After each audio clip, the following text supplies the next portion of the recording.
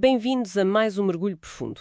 Hoje vamos olhar para o livro de Gênesis, mesmo a base, a fundação do canónio bíblico. Exatamente. A nossa fonte é um resumo exegético que se foca nas origens, claro, nas alianças e numa ideia muito central, a lógica da graça divina. A missão aqui é tentar destilar o essencial deste texto, que é bastante denso, e ir um bocadinho além da leitura histórica ou científica, não é? Certo. Gênesis. O nome vem do grego, significa origem. Em hebraico é Bereshit, no princípio. É o arranco do Pentateuco. O início de tudo, na Bíblia hebraica. E perceber o contexto, talvez ali no pós-exílio babilónico, ajuda-nos a ver como ele funcionava, talvez como justificação teológica para o retorno a Israel, reforçando as promessas feitas aos patriarcas. Ok, então vamos lá desembrulhar isto. O livro divide-se assim em duas partes principais, certo? Exatamente. Temos, primeiro, os capítulos 1 a 11, que chamamos os primórdios. É um foco mais universal sobre a humanidade em geral. Ok. Depois dos capítulos 12 a 50, o foco muda. Entramos nos patriarcas, na história mais particular, que vai dar origem a Israel. Certo. E começando por essa primeira parte, a criação. Gênesis 1 e 2. Pois, aí temos logo dois relatos. São distintos. O primeiro, Gênesis 1, é quase um hino, uma celebração da bondade radical da criação e do monoteísmo, quer dizer, há um só Deus Criador. E culmina com o ser humano criado à imagem de Deus e, claro, o sábado, o descanso. O segundo relato, já em Gênesis 2, foca mais na relação entre Adama, o ser humano, e Adamá, o sol, a terra. Essa ligação Adam-Adamá é fascinante, quase que nos diz que somos humanos do humus, não é? Moldados da terra. Sim, sim. Conta para o nosso direito ao trabalho, mas também para a nossa fragilidade. Somos pó. Mas essa ligação, essa harmonia inicial, não dura muito, pois não? Não, é quebrada rapidamente com a queda, em Gênesis 3. O pecado, bem a narrativa apresentou como essa tentação da autossuficiência, querer ser dono do seu nariz, definir por si o bem e o mal. E as consequências vêm logo a seguir. Imediatas. Alienação, violência, começa logo com Caim e Abel, mas curiosamente, mesmo Caim, depois de matar o irmão, recebe uma marca de proteção divina. Deus protege-o contra a vingança. É um pormenor complexo. Mostra já ali uma tensão entre justiça e misericórdia. Exatamente. E essa violência vai escalando, não é? Até ao ponto do dilúvio, ali nos capítulos 7 a 10. É um juízo divino, claro, perante a maldade generalizada. Mas é também um recomeço com Noé, o justo. E com Noé vem algo fundamental, aliança. Correto. E atenção, é uma aliança universal. Não é só com Noé, é com toda a carne, com toda a vida na terra. O arco-íris é o sinal visível dessa promessa divina. Não mais destruir a terra pela água. Isso é importante, estabelece uma base para Deus se relacionar com toda a humanidade. É fascinante, sim. Funciona como uma base teológica para o diálogo com todos os povos, para além de Israel. Mas parece que esse ideal universal falha outra vez. Com a Torre de Babel, no capítulo 11. Pois falha. A ubris humana, o orgulho desmedido, a tentativa de construir um império centralizado que chega aos céus, acaba em confusão e dispersão. E esse fracasso universal parece que obriga a uma mudança de estratégia por parte de Deus, não é? Exatamente. O fracasso de Babel como que prepara o palco para uma nova abordagem. É a eleição particular. E é aqui, precisamente, que surge Abraão.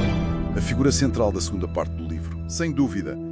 Entramos na era dos patriarcas, com o chamado de Abraão, em Gênesis 12. Deixar tudo para trás, confiar numa promessa tripla.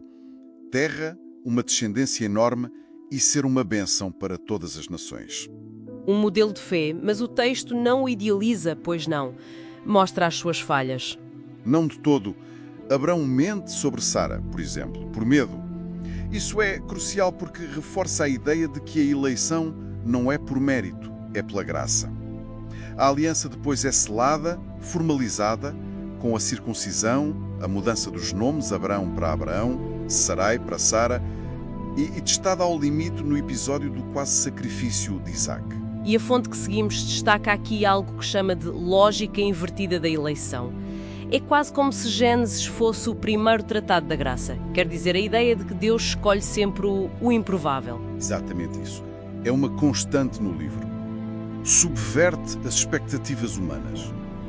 Deus escolhe Isaac, o filho da promessa tardia, em vez de Ismael, o primógeno. Escolhe Jacó, o astuto, o suplantador, em vez de Esaú, o irmão mais velho e favorito do pai. E continua. Sim, escolhe Judá, que até teve a ideia de vender José em vez dos irmãos mais velhos como Rúben. E mais tarde, já no fim do livro, Jacó abençoa Efraim, o neto mais novo, sobre Manassés, os últimos a serem os primeiros. Isso sublinha mesmo que a eleição é um dom, não é? Não se baseia em critérios humanos de prioridade ou mérito. Precisamente. A história de Jacó ilustra isso muito bem. O seu nome original significa aquele que agarra o calcanhar ou o suplantador. A vida dele é uma fuga, enganos, até ter aqueles encontros transformadores com Deus. O sonho em Betel, a casa de Deus, e depois a luta no Vale de Jaboque. Onde recebe o nome Israel. Sim, aquele que lutou com Deus. Uma mudança radical de identidade. Uma luta que o marca para sempre, literalmente. E depois de Jacó, chegamos àquela saga longa e cativante de José. Capítulos 37 a 50. O filho preferido, odiado pelos irmãos, vendido por inveja. Com Judá a ter um papel ali na sugestão da venda, curiosamente. Exato, e ele acaba por ascender no Egito, apesar de tudo.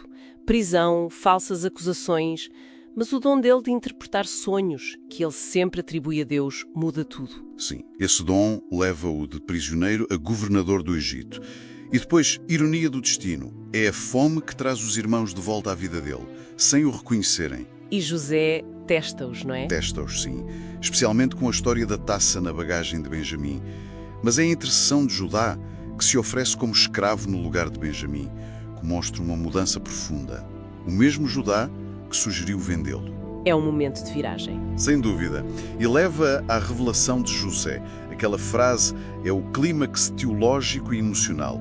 Vós planeastes fazer-me mal, diz ele aos irmãos, mas Deus converteu em bem para preservar a vida de muita gente. A providência divina a usar o mal para cumprir o bem. Impressionante. E então a família toda, as 70 pessoas de Jacó, descem para o Egito, para Gessen. Sim. E a narrativa termina aí, com as mortes de Jacó e José. Jacó ainda abençoa os filhos de José, Efraim sobre Manassés, e dá a profecia sobre Judá, de onde virá a linhagem real. E o juramento final de José sobre os seus ossos. É crucial. Pedir para levarem os seus ossos de volta para Canaã quando Deus os visitar. Isso transforma a estadia no Egito em algo temporário e faz a ponte direta para o livro seguinte, o Êxodo. Fechando o ciclo de Gênesis e abrindo o próximo capítulo da história. Exatamente. Portanto, resumindo, Gênesis estabelece os fundamentos, a criação boa, a entrada do pecado, o conceito de aliança, primeiro universal com Noé, depois particular com Abraão e talvez o mais importante, a ideia da graça de Deus que age escolhendo os improváveis e preparando o caminho para Israel. E a relevância disto hoje vai além da história antiga, não é? Gênesis explora esta relação tão complexa entre um Deus criador e uma humanidade que é, ao mesmo tempo, feita à sua imagem, digna, mas também terrivelmente frágil e capaz de falhar. Sem dúvida. Mostra como a fé pode resistir pelas falhas humanas e como a intervenção divina, a providência, consegue até usar as más intenções para cumprir as suas promessas. Então, o que retiramos disto tudo? Talvez compreender melhor as raízes de uma fé que se baseia mais na promessa e na graça divina do que propriamente nos nossos méritos ou capacidades. Exato. E talvez uma reflexão final para quem nos ouve. Estas alianças fundadoras em Gênesis, com Noé e com Abraão, são vistas como basilares para as três grandes religiões que se reclamam descendentes espirituais de Abraão: judaísmo, cristianismo e islão. Ora, pensando nas naturezas bem diferentes destas alianças, uma é universal, outra é eletiva particular, que dinâmicas ou se calhar que tensões é que podem surgir quando pensamos numa ancestralidade espiritual comum partilhada entre estas tradições, mas assente nestes pactos tão distintos na sua origem e alcance? Fica a questão.